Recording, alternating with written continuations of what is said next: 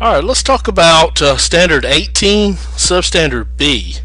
Explain the Wagner Act and the rise of industrial unionism. This term here is going to be very important. The rise of industrial unionism is very important for the EOCT. The Wagner Act is also very important to understand for the EOCT. The Wagner Act, let's get some background first. During the Red Scare of the 1920s that we talked about, the Bolshevik Revolution, the spread of communism in Russia, and the scare in the United States of it being here, led to a Red Scare. And during this Red Scare, unions or labor unions where workers joined together and kind of demanded from their employers certain conditions to be met. And we call that collective bargaining. It's where they collectively get together and then bargain out this deals or negotiate deals with their employers. Things like 8-hour work day, 40-hour work week, minimum wage, those types of things, slow down production line, whatever it is. Workers feel like they're being done wrongly in. But during the Red Scare, the number of unions, the percentage of people in unions and the number of unions decreased.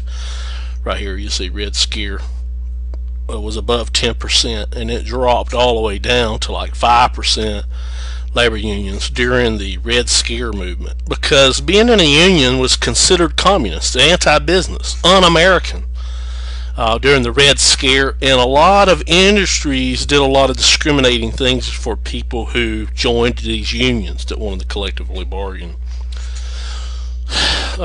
Worst thing they did was they fired them permanently. They could never come back. They fired the workers for joining unions. Other things, they could reduce their hours until they quit, or put them in high demanding jobs where it was so labor intensive they couldn't handle it. They quit, went home.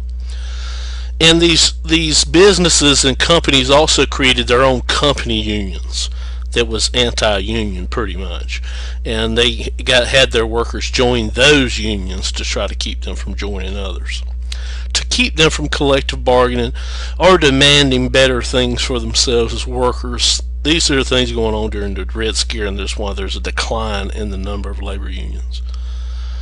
During the New Deal, FDR and Frances Perkins, Department of Labor, the first woman ever put on within the cabinet, and this guy here, U.S. Senator Robert Wagner, pushed through Congress the Wagner Act. The Wagner Act is named after, it's a law, an act here, went through the legislature, a bill that becomes a law is called an act. We talked about that before. The Wagner Act was named after Robert Wagner, the sponsor of the bill. And it's also called the National Labor Relations Act, or the NLRA, National Labor Relations Act. And it went into effect July 6, 1935. And what it is going to do is it's going to protect workers' rights to unionize.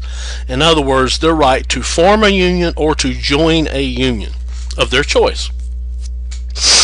And so, in effect, it establishes collective bargaining rights for workers. Workers' right to get together, combine themselves in a group, and then bargain what they think they want from their employer. So this act is going to put the protection of the federal government behind workers, behind laborers, and protect them from these unfair practices by these businesses going on during the Red Scare. And to keep them from organizing. So in a sense, the National Labor Relations Act, NLRA, Wagner Act, is going to prohibit unfair practices like intimidating workers if they join a union, to prevent them from joining a union, or attempt them from organizing a union or joining another union. In other words, forcing them to join the corporate union, or firing them altogether, reducing their hours. Anything that was intimidating or tried to keep these workers from doing it. And then the NLRA set up an agency called the NLRB, the National Labor Relations Board. I think there were 3 members on the board, but they would administer over it, and they had officials that would go into these factories and into these industrial settings and do a secret survey or if workers themselves wanted to come before the board and testify about unfair labor practices within an industry, then they could definitely do that. When this NLRB would send officials in, and they would try to get the managers out of the room and the owners away from the workers, and then they would survey the workers to see how they were being treated, and the workers could testify to them. And then sometimes the NLRB could fine a company or industry for carrying out unfair labor practice, but it's also go in and hold these elections where these workers could choose which union they wanted to be a part of. So the federal government comes in and protects these workers and helps them, if they want to, form their own unions without being threatened for termination. So it went before the Supreme Court after businesses and industries challenged the NLRA and Wagner Act, and the Supreme Court upheld the law as constitutional, upheld FDR's and Congress's Wagner Act as perfectly constitutional and okay. Now what's going to happen here on this, you see the downward decrease in unions with the Red Scare, but after the Wagner Act, or the National Labor Relations Act, is passed and goes into effect, what happens is a sharp increase upward of the number of people in unions, the percentage of unions created, and the number of people within those unions is going to skyrocket. This is basically a picture of industrial unionism. In industries all across the United States, unions are going to be formed. So industrial unionism in that sense refers to that. Let's look at a different picture. So industrial unionism, to me, and there's two different meanings really, but I think in the spirit of what we're learning, industrial unionism refers to industries, the rise of unions within the United States in industries across the nation.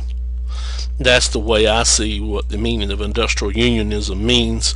And the Wagner Act is going to cause this. The NLRA is going to cause industrial unionism within the United States. 1935, when the Wagner Act was passed, there were 3.7 million members in unions. And as a result of the passage of this act, it's going to increase. And within 10 years, it's going to quadruple to 14.8 million union members, and just going to stagger off here from 45 to 50, but then pick up after 1950. Okay, so that's industrial unionism. To me, that's what it means. Although some people could argue, experts argue, that when we say industrial unionism, we're talking about the structure of unions. And what we mean by that is, under the Knights of Labor, the first really national union in the United States, KOL, Knights of Labor, the leader there was Terence Powderly. This union accepted anybody that wanted to be a part of it. It had a loose organization, so any workers at all, whether they're skilled or unskilled, could join this union. But it was so loose of an organization that even the employers themselves, even the industries and corporations where these workers worked, could join these unions under the Knights of Labor. But the Knights of Labor was really more of a socialist movement. More than it was a labor union. And see, this kind of evolved into, or was replaced by, the American Federation of Labor, Samuel Gompers, that we talked about. And under Samuel Gompers, it was a union, the AFL was a union for craft unionism. In other words, only skilled workers with a skill set could join this union. They really did not, they excluded unskilled workers. So in the evolution of unions, industrial unionism refers to the creation of a union that included both skilled and unskilled workers, and it excluded the employers, the industries and corporations themselves. But Samuel Gompers' AFL was about bread and butter issues, wage an hour, 40-hour work week, safe working conditions, that sort of thing. This kind of transfers over into this, but we have a union of both skilled and unskilled union workers, so it could be interpreted as that as well. But looking at unions and strikes and this agitated thing between workers and laborers and the people they work for, Henry Ford's Ford Motor Company was hit hard by the Great Depression, because Americans were not buying Ford cars. We talked before about Hoover wagons, how People couldn't afford the gas to put in the cars, much less a lot of people couldn't afford the cars themselves. They hooked their horses to their old ones and drug them along, but they couldn't afford the parts either. So Henry Ford's going to be hit hard by the Great Depression. So what he's going to do in reaction to that is he's going to close a lot of his factories. I think he closes one in Dearborn, Michigan. And then he lays off a bunch of workers too. And this goes to that underconsumption thing about people losing their jobs and widespread unemployment.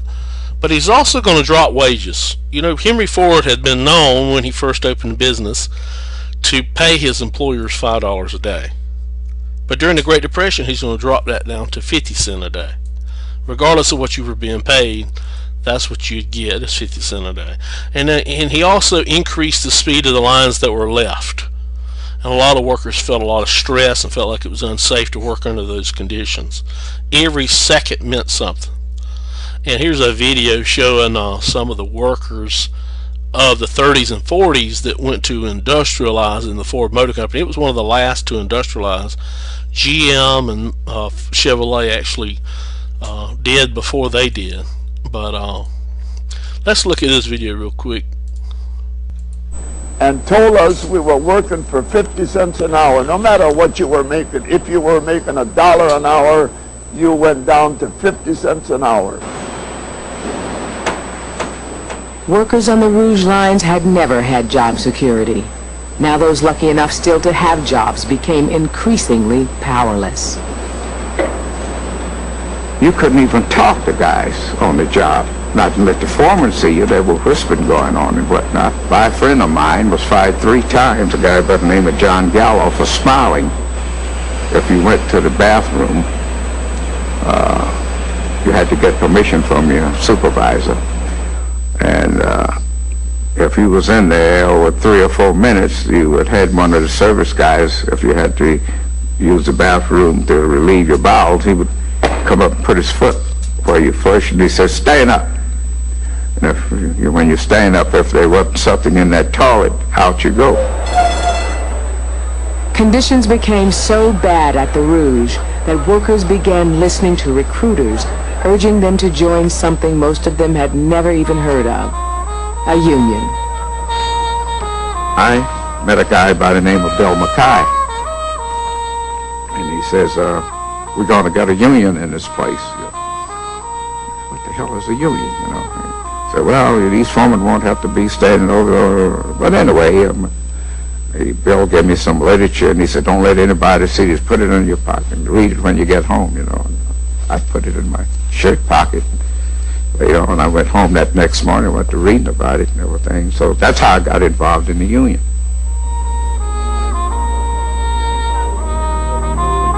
But in a city already devastated by unemployment, union organizers found recruiting difficult.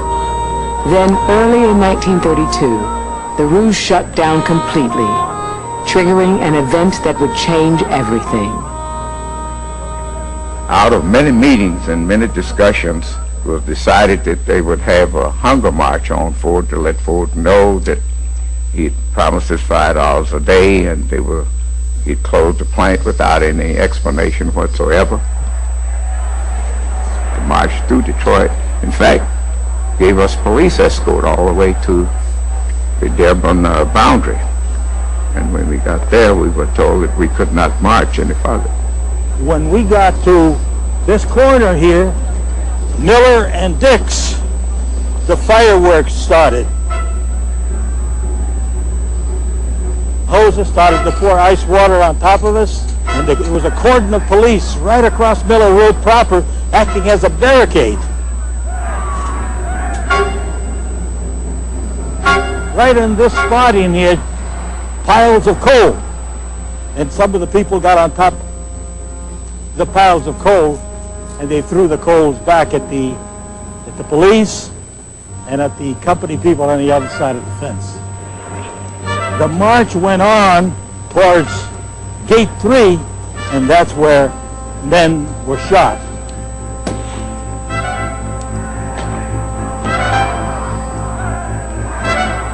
Instead of getting jobs, we got lead, we got bullets, blood.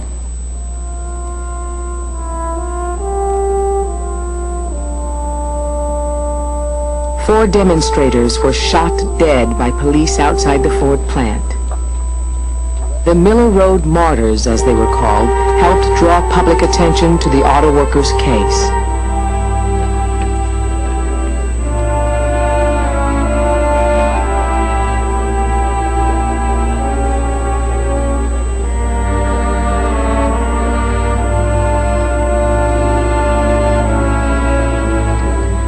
Washington backed them as well, after the Democrats regained power in 1933. Roosevelt's New Deal gave workers the legal right to have collective bargaining. That's Wagner and in Act, National Labor 1937, Relations the Auto Act. Workers Union felt strong enough to take on the car companies. After a brief strike, the union was finally recognized by General Motors and Chrysler.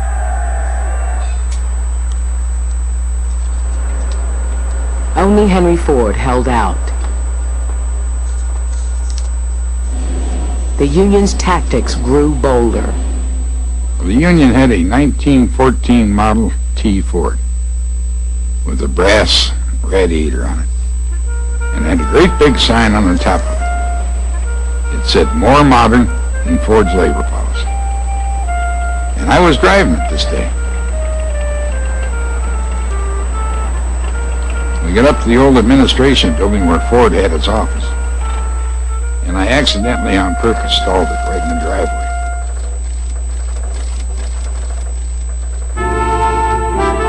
Jim Sullivan's demonstration was one of many as UAW recruiters stepped up their efforts. But it would take 3 more years before the union felt strong enough to stage a confrontation at Ford. In 1941, in the urgent atmosphere of World War, the showdown came. Look at this Wagner Act After a sign. fight broke out between a foreman and a worker, Jim Sullivan felt the moment had arrived.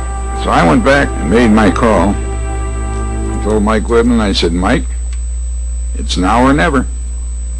They're ready. I can take them out." One of my first acts was to go up and push a red button to stop the line. I had a foreman named Jim Barbery. He rushed over to, "What the hell do you think you're doing?" So strike, strike. Everybody went to holler, strike, strike, strike.